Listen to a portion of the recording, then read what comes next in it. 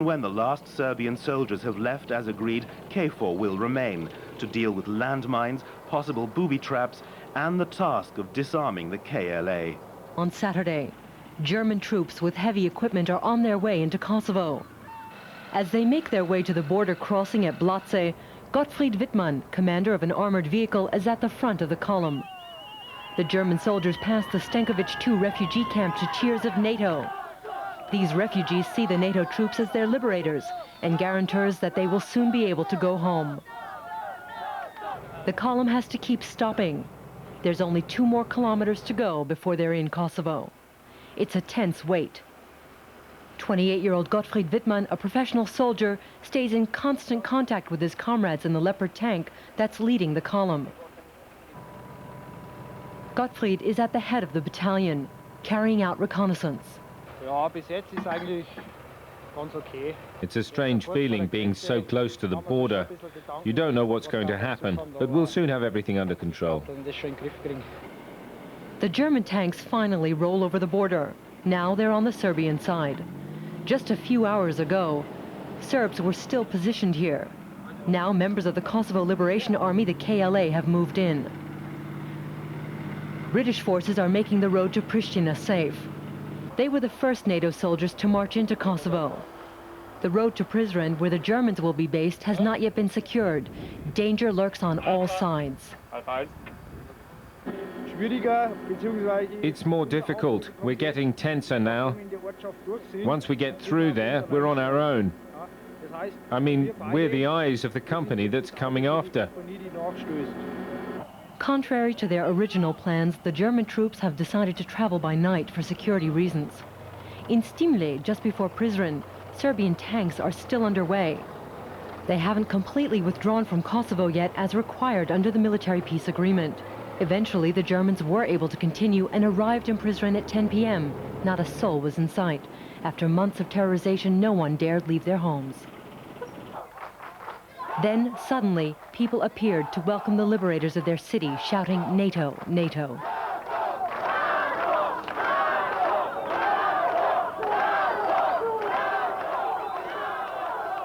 They thanked the German soldiers for coming, and for the first time in 2 months, these people could come out safe. The day after their arrival, the German soldiers prepared for their first patrol. The German Bundeswehr's peace mission in Kosovo is underway. No one expects it to be easy. And these next few days will be spent on high alert. This evening. As they left, we followed British troops who were moving into unsecured areas of the city. As they did so, ethnic Albanians began to appear. Some had hidden in the rubble of their homes for many weeks. We hope soon the fear will go away, and then we can start helping the people with other things. You know, we can start making life normal again. Thank you very much. Welcome. We love you. It remains a dangerous place. Last night, it's thought that members of the Kosovo Liberation Army shot dead a Serb. Members of the British paratroops came under fire, but were not injured. As the hours tick by, the tension grows. But at the moment, there's every indication that the Serb military will be completely out of Pristina before the end of the day. Troopers tonight own the streets of Pristina. They are in undisputed control. It is exactly what NATO planned, and its agreement with the Serbs remains on track. That is because today, all day, Serb troops have been pulling out, going home to Serbia, 20,000 of them, in long convoys snaking north. But this is an army retreating in defiance and threatening to return. This is us. What is you? Kosovo? Yes, Serbian land. The withdrawal was enforced by the heavy armour of the British Army, but it has been a tense and dangerous day. Challenger tanks were called to a Serb barracks to block a convoy of withdrawing troops and equipment. British commanders had been told the blue lorry had been stolen and was full of looted household goods. The Serbs approached the tank, loading their weapons menacingly.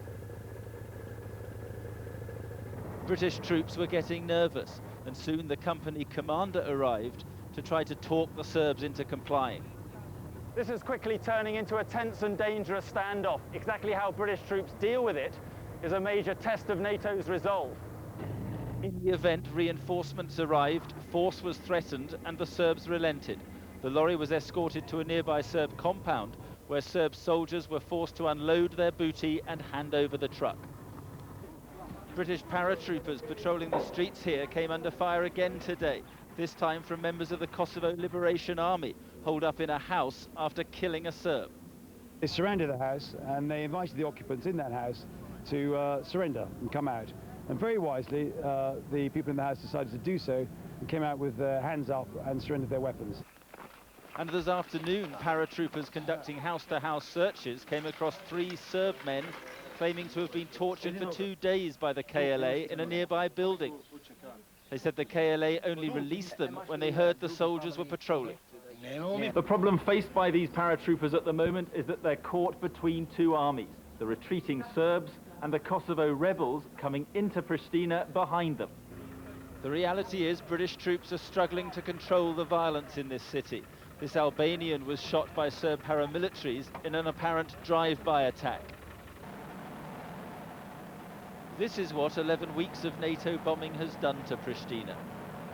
From an RAF helicopter, we could film for the first time the scenes of devastation. We could see the precision of NATO's bombing, clearly targeted government and military buildings, and an oil storage facility. But also evident are the mistakes. These are civilian houses, and this a crater caused by a cruise missile. And the destruction continued today. Houses burning in several villages, torched by the departing Serbs. Mark Austin, ITN, Pristina. NATO deadline has passed and any Serb military bearing arms as of now is in violation. A forced withdrawal left to the last possible moment. But having said that, all day there was vigorous evidence that the plan had worked. They may not have looked like an army in defeat. Perhaps they believed their president's boast from Belgrade that this was in fact a victory. But however defiant the Serb forces may have looked, they were, it seems, going quietly. And NATO has been poised to fill the vacuum that will now be left by the sudden removal of Serb domination. Which leaves the KLA. They're being resupplied today with NATO's blessing. A convoy of 26 vehicles brought food, fuel and water from Bosnia. There had been concern that Serb troops helping the Russians with security would stay beyond the deadline, but they appear to have gone, part of the near-panic flight of Serb civilians desperate to leave that jammed the roads out of Kosovo today. Serb military and police must be out of southern Kosovo by midnight. A NATO spokesman said they appeared to be meeting the deadline, taking everything from their best armor to scrap metal. And along their route and in their wake, burning houses. Whether the fires were set by Serbs venting their rage or Albanians getting revenge, the end result is that the ideal of security for all is turning to ashes. And NATO peacekeepers seem powerless to police the situation. Soldiers discovered ethnic Albanians looting a warehouse containing items which appear to have been stolen from Albanian homes. It only stopped when a landmine booby trap was found. In another incident, NATO troops came upon 3 Serbs who claimed to have been held prisoner and tortured by the Kosovo Liberation Army. But NATO could prove nothing. Playing policeman is not the kind of job NATO forces are best equipped to do. As one American officer put it, the best we can hope for is to be like playground monitors, keep the 2 sides apart while the diplomats sort out the details. But now NATO has the job. The Serbs are almost gone. Alan Pizzi, CBS News, Kosovo, Polja.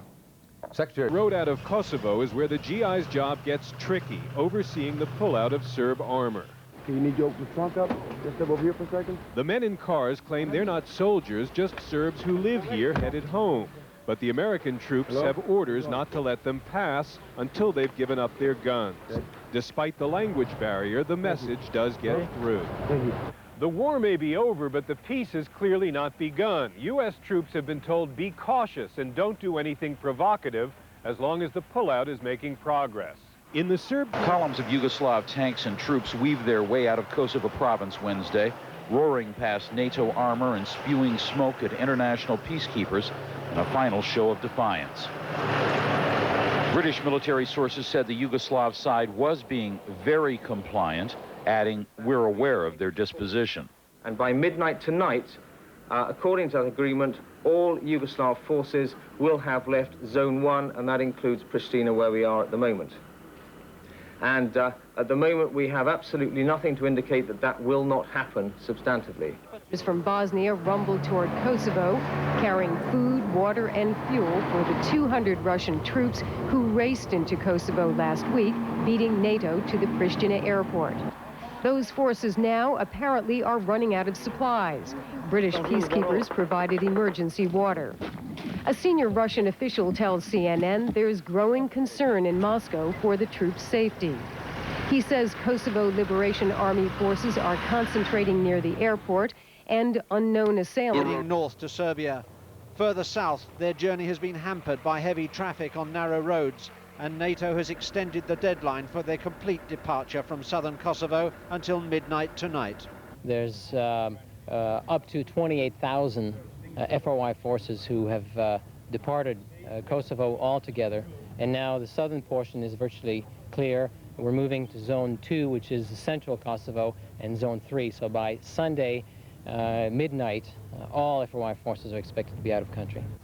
But some 33,000 Serb civilians have also left Kosovo for fear of Albanian reprisals. Some set fire to their homes before they left, knowing that they would never return. Greek troops have now joined the NATO force in Kosovo. That country's historical sympathy with the Serbs made it the least enthusiastic member of NATO during the bombing campaign, and American Marines were not allowed to land in Greece until that bombing stopped.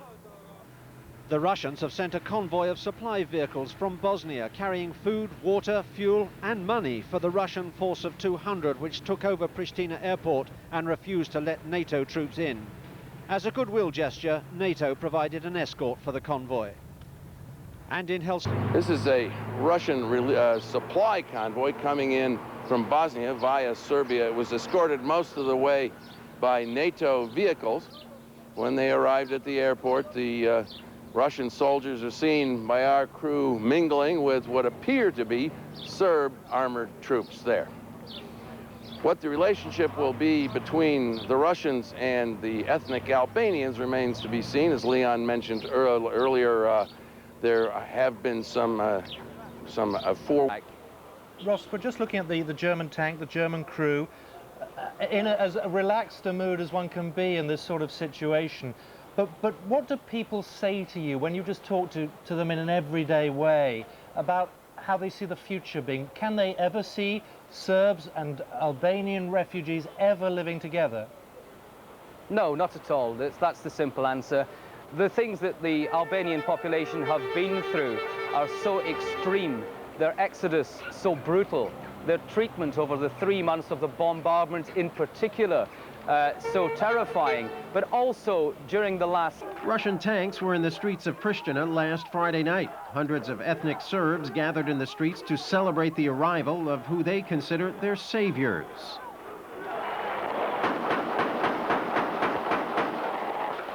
Russian troops rolled into Kosovo before NATO did. The Russians moved out of their bases in Bosnia under radio silence and took up positions in Kosovo before the first NATO troops arrived there, a move that surprised and confounded the Western alliance.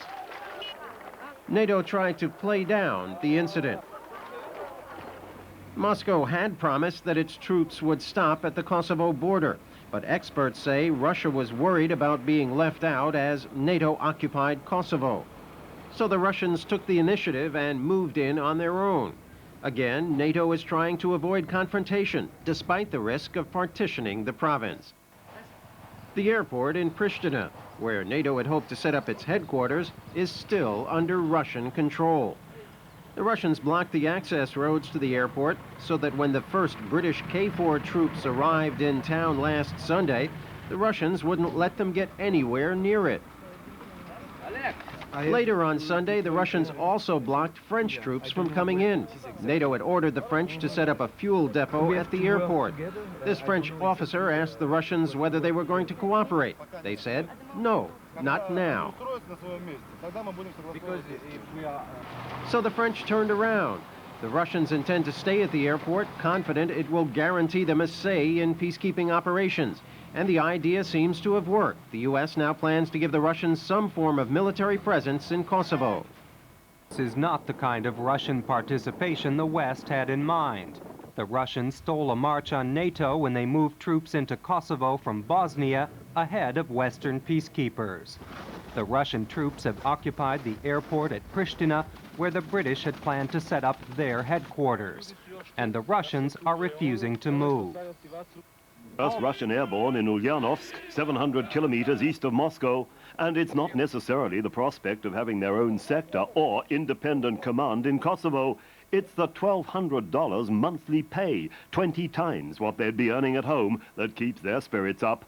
Russia's Kosovo presence is supposed to consist exclusively of volunteers, and there's no shortage of them for this lucrative mission. Since Russia's surprise march into Pristina, the Russian Defense Ministry in Moscow can likewise boast a new optimism. The crisis in Kosovo gives military leaders in Moscow a chance to win back some of the prestige of bygone days. General Leonid Ivashov has even gone so far as to publicly criticize Kosovo envoy Viktor Chernomyrdin. Viktor Baranets worked for 13 years in the Army General Staff and is a noted author on the Russian military. On the one hand, Russia's push for its own military zone can be explained psychologically. For 6 years, the Russian military establishment has experienced little else except being pushed around by NATO. From the alliance's eastward expansion to the disregard of Russia on other issues, we feel, quite honestly, humiliated. On the other hand, purely military considerations also play a part. Russia has not only lost the former Warsaw Pact states as allies, what's even more painful is the steady breakup of the Commonwealth of Independent States. Nothing has come of any military planning since the fall of the Soviet Union. All that's left is Belarus and maybe Tajikistan. Russia wants to send 10,000 men into Kosovo. Their presence there is intended to be a thorn in NATO's side rather than a true partnership. Many Russians believe the only way to regain their country's reputation abroad is through a show of strength. Russia's Kosovo mission could be a big step in that direction. One of the Serb withdrawal now complete, NATO forces today thrust north towards the Serb border. The Serbs have until Sunday night to get out of here, but NATO is anxious to secure the routes north through Kosovo up to the Serb border. It's the first time NATO forces have been this far north, and for the Albanians, it's the end of a long ordeal at the hands of the Serbs. Not only are their forces leaving, but so are unknown thousands of Serb civilians, some having to run the gauntlet of the ethnic... Mindless, sort of wanton nature of it. It's indiscriminate. You see a pleasant house that you sort of turn around and say, what a wonderful location or whatever, and it's destroyed. There seems to be no rhyme or reason to it. It's just all sort of rather senseless and mindless. This is one of the reasons the NATO forces have driven so far forward, so fast, and so close to the Serb border, to secure the water supply for Pristina, where the situation is becoming serious. This was, still is in fact until midnight Sunday, the front line between the Serb and Albanian irregular forces. It's been secured today by NATO, but again the Serbs have left their nasty mark. The 2 boats, for example, are booby-trapped. Not all the damage, though, is down to the Serbs. NATO bombs destroyed much of the infrastructure in this area. For the most part today, Serb forces were persuasively adamant about not being seen on camera, but they couldn't resist showing off this unexploded NATO missile with its less than amusing messages. Tonight, NATO's front line is, ironically really, on the road north, codenamed Route Snake, at the bridge at Lausanne, where in late April a NATO bomb hit a bus, killing, according to the Serbs, 69 people. Behind them, the Serbs are gathering their forces for a final departure through NATO's new front line. Russia's very own weaponry as proof that they're determined to disarm the civilian population that remains and the Kosovo Liberation Army. This has all been taken from civilians who are carrying arms and members of the KLA who've entered the town carrying arms. The Serb spilled onto the main road, gleefully indicating some very frightened Serb special police who had no getaway transport yet. The French and the British tried to calm things down, but by then the crowd had spotted the decamping Serb civilians. They jeered, kicked and spat at them. A short distance away, a huge gathering of Serb tanks, not yet having to face the sour farewell. They were glad they were going home, though. They told us sadly that they'd lost 5 of their mates when NATO bombed their headquarters. These soldiers, whose families have lived here for generations, are deciding to pull up their roots, and their departure is painful and unpleasant. For there are houses being torched as a final gesture. But that no one threatens the peace in Kosovo, and that includes the KLA. When American NATO troops saw these guns this afternoon, they were determined to remove them. The guerrillas were reluctant. An Apache helicopter hovered overhead to help persuade them to change their minds. We're responsible for these weapons, and we have to turn these in at our headquarters. They're registered weapons. But the American troops got their way. On this quiet country road, in front of our camera, they disarmed the KLA fighters. NATO admits it has done little of this since entering Kosovo.